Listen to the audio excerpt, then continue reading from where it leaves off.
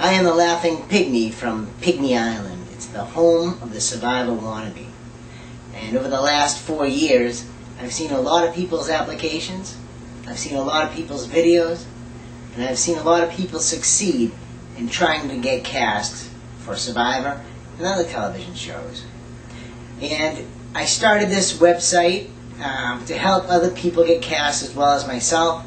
I started it to help me learn what I was doing wrong, and I was doing a lot of things wrong.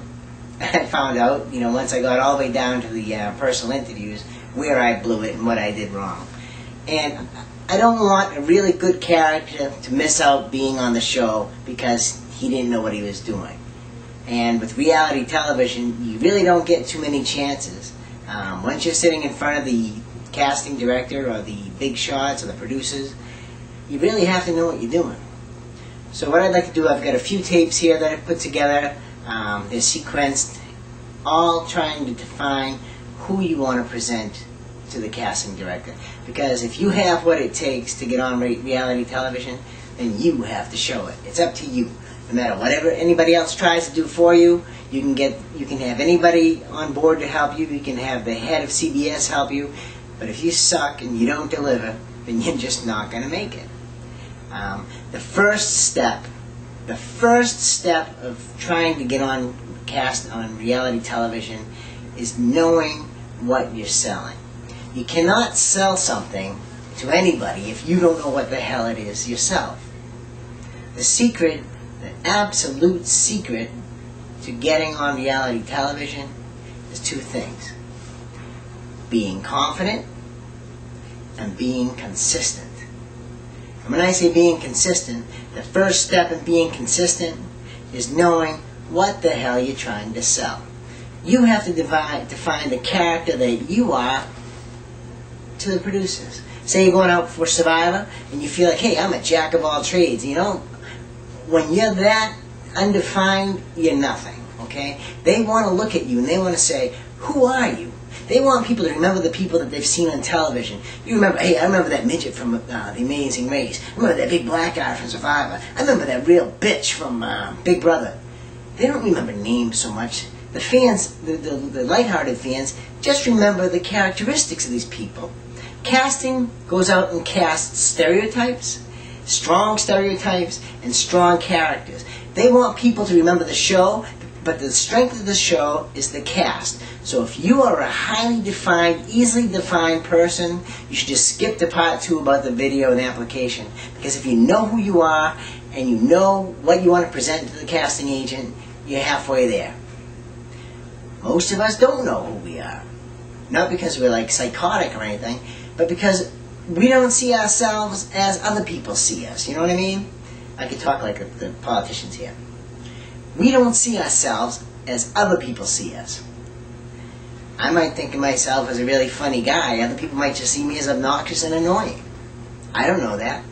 I think the best place to start is this. You get a blank piece of paper, or you get a paper with a bunch of adjectives on it, and you hand it out to 5 to 10 people. And you say, you know me, how would you define me? Okay? And they're going to circle 3 to 5 different adjectives. They're going to hand it back to you. After you've grouped all these answers back, I want you to make a smaller list of just the answers that people have done. So you probably have about, say, 30 different adjectives there. Now take that group of 30 adjectives and pass it out to 5 to 10 other people. Maybe 5 of the same ones. Maybe they'll change their mind when they see different adjectives on it. Say, oh yeah, you're more like that. Oh yeah, you're like this. And then take those answers, and anyone that come back as multiples, put them down in a little piece of paper for a while. Those are probably some key adjectives that define who you are as presented to others. And remember, you're not casting yourself. The casting agent is casting you. So they're going to see probably what everybody else sees. A lot of times you hear people like, oh wow, if they only knew who I was, they'd want to cast me. Well, if you're freaking not showing them who you are, they're not going to cast you. Because, a lot of times casting people go into it, okay, we're going to be looking for well-defined characters. We're going to be looking for the hot blonde. We're going to be looking for the obnoxious jerk. We're going to be looking for the gay guy. Or we're going to be looking for the homophobe. Because, they like drama. But they create the drama by mixing of different personalities, okay? If you have a gay person, they want to put a homophobe with them, so they're going to clash. If you have somebody who's got a secret, they're going to most likely put somebody who can share that secret on the same cast. They want natural conflict to arise. They might prod it a little with different kinds of challenges, different scenarios that may bring this thing up, but they want natural drama. Now, a lot of times they do look for specific characters, but if you bring them a really good character of your own, and again, it's got to be you. You can't just make up things and say, geez, you know what they haven't had yet? They haven't had a one-arm basketball player. I think I'll be that. Well, you do have 2 arms, but that seems like a good character. Doesn't work. You have to give them who you are. You have to define who you are. So step 1, you've got these adjectives, okay? Now when you look at these adjectives, this is going to define who you are to other people. Next, you want to say, how else are people defined on television shows? They're defined by race. They're defined by profession.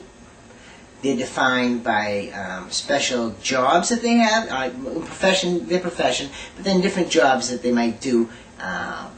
You had the one guy who was a bull rider, or you had somebody else who might be a party DJ, or you have somebody else who may have been a candy striper, not as a full-time job, but they've dabbled in it. You've got to search and see, what have I done in my life, and write down everything that you've done, from a hobby, to a job, to a career. Put them all down, okay? And look at everything that you've done, and see if anything on there stands out. Now, other people are defined by their personalities. They might be the crazy person, the quiet one, the real bitch, the flaming bitch, okay?